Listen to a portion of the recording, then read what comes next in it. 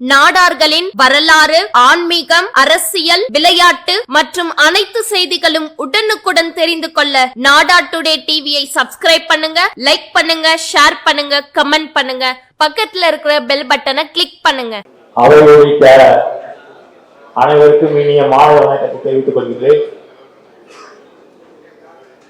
சமுதாயத்தின் மக்களிடையே ஒரு விழிப்புணர்வு ஏற்படுத்துவதற்காக இந்த அருமையான கூட்டத்தை ஏற்பாடு செய்த நெல்லை தூத்துக்குடி நாடார் மகமை பரிபாலன சங்கத்திற்கு முதற்கண் நன்றியை தெரிவித்துக் கொள்கின்றேன். இன்றைய கூட்டத்தினுடைய விவாதமே கோர்ட்டு தீர்ப்பினுடைய அடிப்படையில் தானே தவிர அரசாங்கம் நமக்கு எதுவும் உத்தரவு போடவில்லை என்பதையும் நாம் கொஞ்சம் கவனத்தில் கொள்ள வேண்டும். உதாரணத்திற்கு தமிழ்நாடு முழுவதும் வணிகர்கள் நடத்தக்கூடிய தொழில் நிறுவனத்திற்கு தமிழில் பெயர் வைக்க வேண்டும் என்ற ஒரு நிலையை அரசாங்கம் உறுதிப்படுத்தி அதை அவர்கள் வெளியிட்டிருக்கிறார்கள். அதன் பிரகாரம் பல வணிக நிறுவனங்கள் தமிழில் பெயர் சூட்டி வருகின்றன. இது அரசாங்கத்தினுடைய கட்டளை. இப்பொழுது உள்ள ஒரு நிலைமை கோர்ட்டின் மூலமாக ஒரு தீர்ப்பு தான் சொல்லியிருக்கிறாங்க. இந்த தீர்ப்பினுடைய பதிவை அரசாங்கம் ஏற்றுக்கொண்டதா இல்லையா என்பது இன்னும் தெரியவில்லை.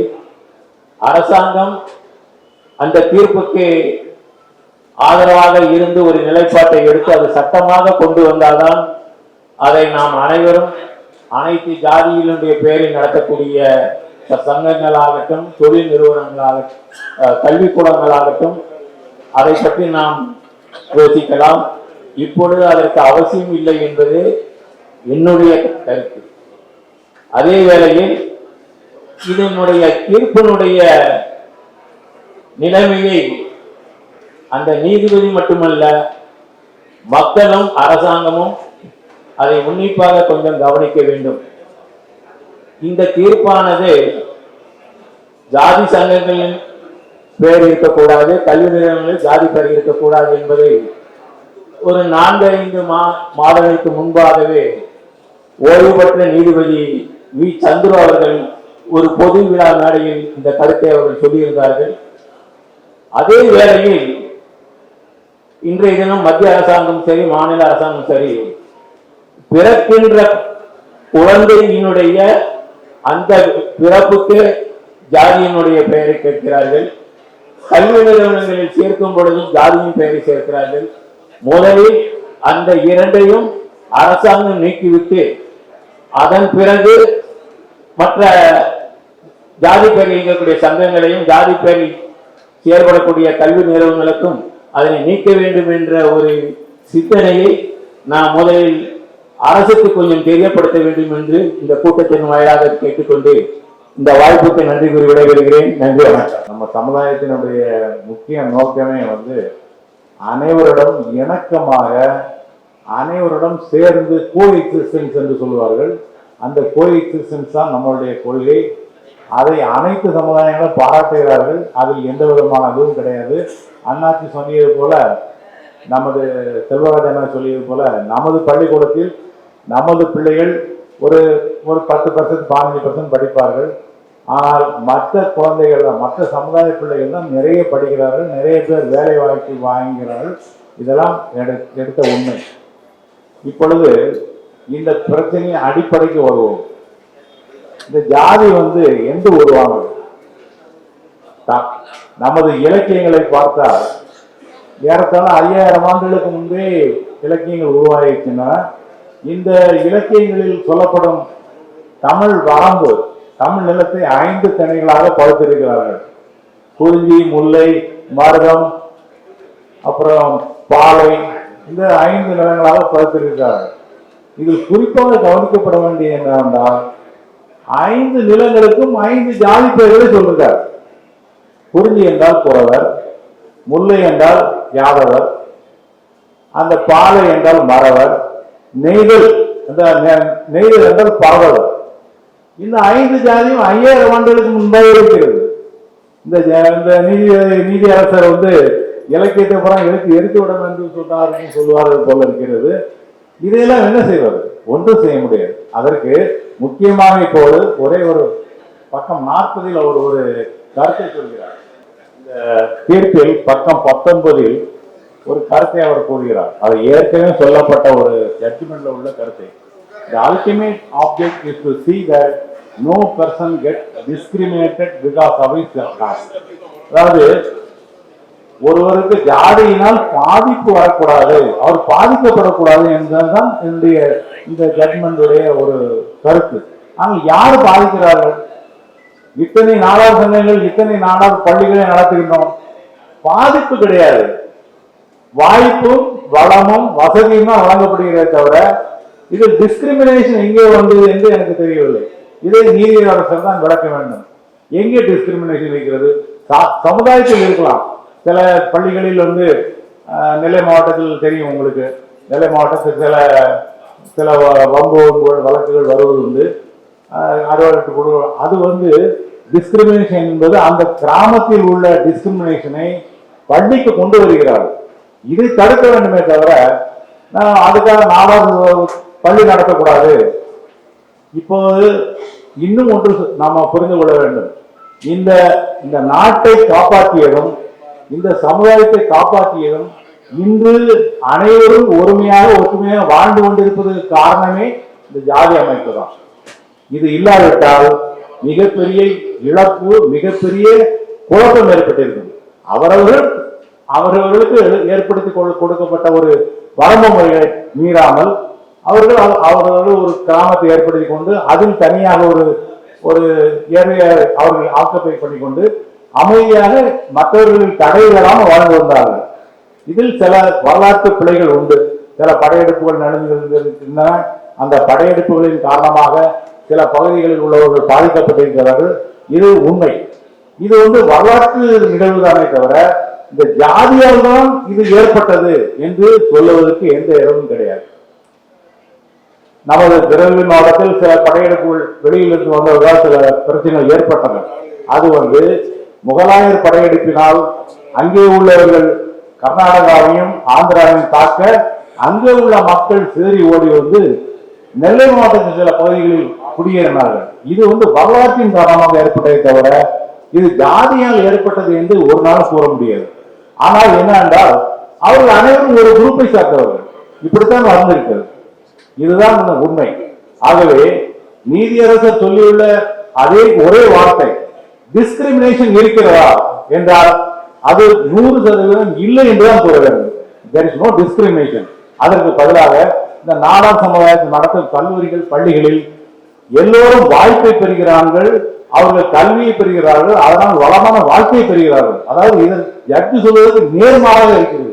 டிஸ்கிரிமினேஷன் இல்லை, நல்ல வாய்ப்பு தான் இருக்கிறது. இது கவனிக்கப்பட வேண்டும்.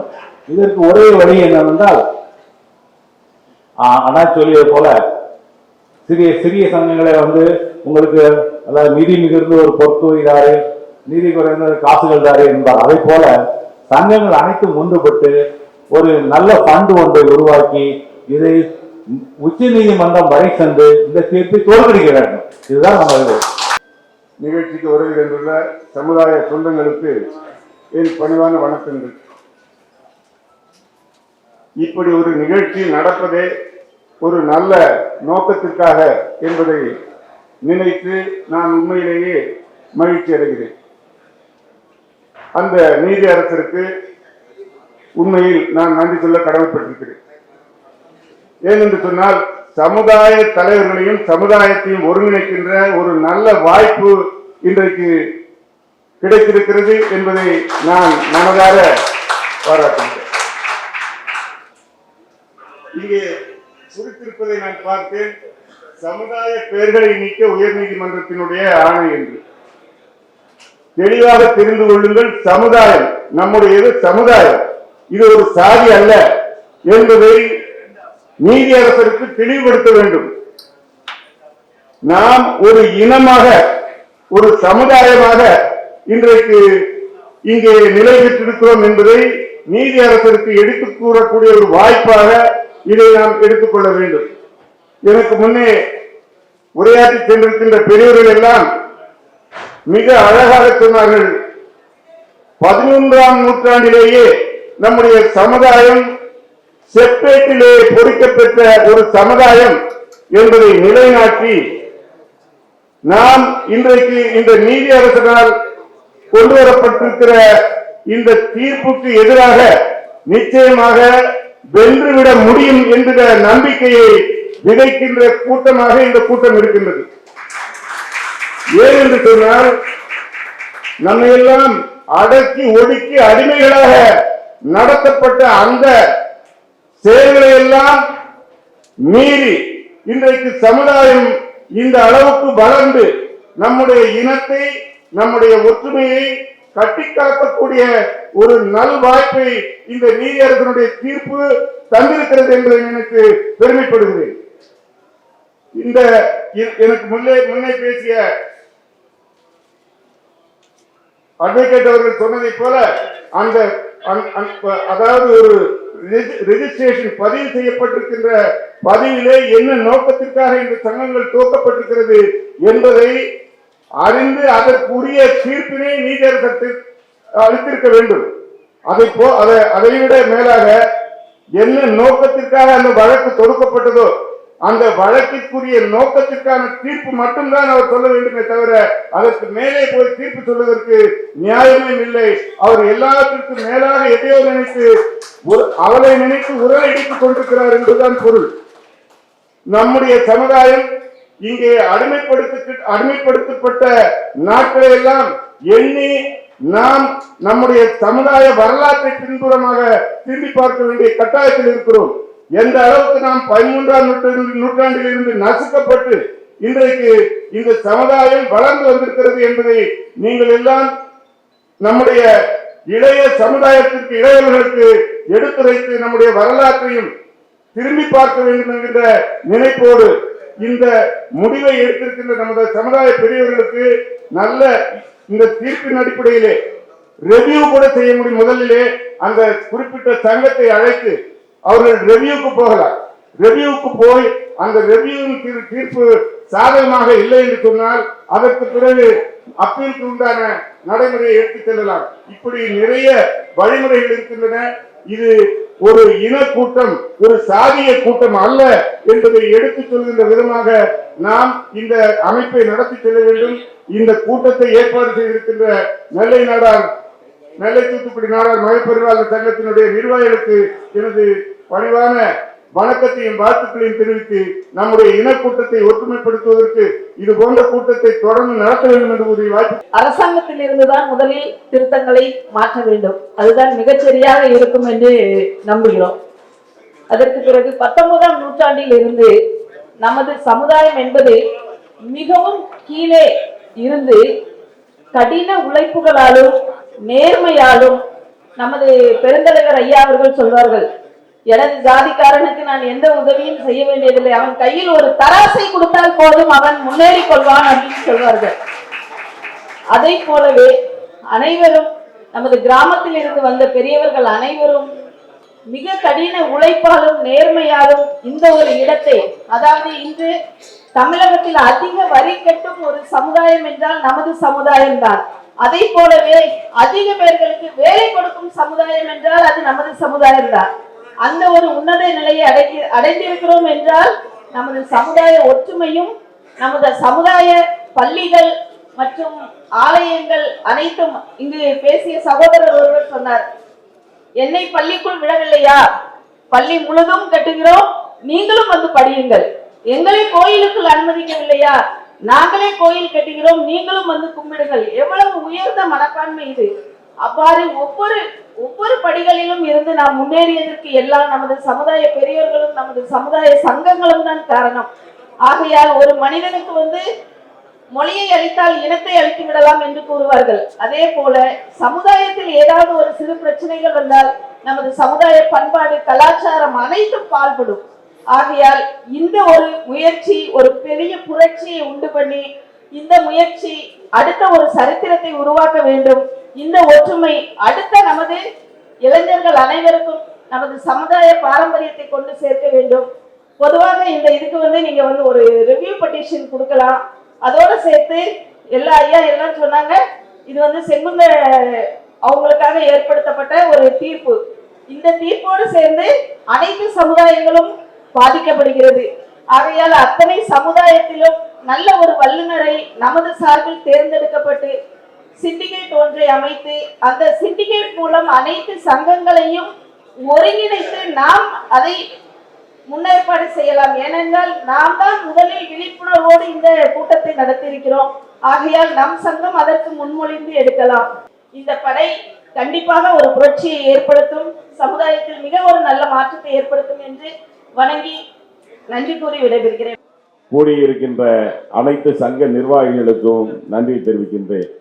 இந்த கூட்டம் எதற்காக கூட்டப்பட்டது, அந்த அடிப்படையிலே நாம் இன்று என்ன தீர்மானம் எடுக்க போகிறோம், இதுதான் முக்கியம். அந்த அடிப்படையிலே அனைத்து சொத்து வைத்திருக்கின்ற சங்கங்களுக்கும் பள்ளி கல்லூரி நடத்துகின்ற சங்கங்களுக்கும் ஒரு ஆபத்து இருக்கிறது. அது செங்குந்தர்களுக்காக வந்திருக்கிறது என்று சொன்னாலும் பாதிக்கப்பட போவதில் முதன்மையாக இருப்பது நமது சமுதாயம்தான். நாம் அனைத்து ஜாதியினரையும் சேர்த்து வைத்து இதற்கு நடத்துவதா, அல்லது முதலில் நாம் ஒருங்கிணைந்து என்ன செய்ய வேண்டும், ஒன்று சட்ட நடவடிக்கை, அரசை வலியுறுத்தி நீங்கள் அப்பீலுக்கு போங்கள் என்று சொல்லுவதா, கோர்ட்டை முற்றுகையிடுவதா என்பது போன்றவையெல்லாம் பேசுவதற்கு ஒரு 25 பேர் கொண்ட ஒரு குழுவை ஏற்படுத்தி, வெறும் சென்னையில் மாத்திரமல்ல, இன்று எடுத்துக்கொண்டீர்கள் என்றால் தேனி, தூத்துக்குடி, சிவகாசி, விருதுநகர், கமுதி, அருப்புக்கோட்டை, திண்டுக்கல், இது போன்ற பகுதிகளில் ஒவ்வொரு சங்கமும் கிட்டத்தட்ட 500 முதல் 1000 கோடிகளுக்குரிய சொத்துக்களோடு சங்கம் நடத்தி கொண்டிருக்கின்றோம். சென்னையில் எடுத்துக்கொண்டால் விருதுநகர் நாடார் தர்மபண்டு, திருத்தங்கல் நாடார் தர்மபண்டு, சென்னை நாடார் முன்னேற்ற கழகம், PSS சங்கம், மணலி சங்கம், ஐனாவரம் சங்கம், சென்னையில் ஒரு 10க்கும் மேற்பட்ட சங்கங்கள் பள்ளி கல்லூரிகளை நடத்தி, நெல்லை, தூத்துக்குடி, அவர்களுடைய எல்லாத்தையும் பார்த்தோம்னா எல்லாருக்குமே பெரிய பெரிய ப்ராப்பர்ட்டி இருக்கு. இது எந்த ஆபத்து எந்த ரூபத்தில் வரும் என்பதை தடுப்பதற்கு முதலில் நாம் என்ன செய்ய போகிறோம் என்ற அடிப்படையில் அருமைக்குரிய அட்வொகேட் அவர்கள் சொன்னது போல நமக்கு நாடார் அமைப்புக்கு என்று கேலக்சி என்று ஒரு வழக்கறிஞர்களுக்கு என்று ஒரு அமைப்பு இருக்கின்றது. அந்த அமைப்பினர்களை ஒரு கூட்டம் நடத்த சொல்லி இந்த மேடையில் இருக்கக்கூடிய ஒரு 5 தலைவர்கள் அவர்களோடு ஒரு கலந்தாலோசனை செய்து கொண்டு மதுரையிலே ஒரு கூட்டம் நடத்தி அந்த பக்கத்திலே இருக்கின்ற நமது சமுதாயத்தினுடைய முக்கியமான அமைப்புகளை அழைத்து அதன் மூலமாக சட்ட நடவடிக்கையோ அரசுக்கு வலியுறுத்தலோ இல்லது முற்றுகையோ செய்ய வேண்டும் என்றும், வேற நம்ம அனைத்து ஜாதிகளையும் அரவணைத்துக் கொண்டு போனால் உடனே அது அரசியலாக மாற்றப்பட்டு அதை கையில் எடுத்துக் கொள்வதற்கு ஒரு கட்சி இருக்கின்றது. அது போன்ற இடத்தில் நான் மடங்கி போய் விடுவோம். அதனால் முதலில் நம்மை நாம் தற்காத்துக் கொள்வோம். அனைத்து ஜாதியினர் ஒரு முயற்சி எடுத்தால் அவர்களோடும் இருப்போம் என்று கூறி எனது வாய்ப்புக்கு நன்றி கூறி முடிக்கின்றேன். நன்றி. இந்த வீடியோ உங்களுக்கு பிடிச்சிருந்தா லைக் பண்ணுங்க, ஷேர் பண்ணுங்க, சப்ஸ்கிரைப் பண்ணுங்க, பக்கத்துல இருக்கிற பெல் பட்டனை கிளிக் பண்ணுங்க.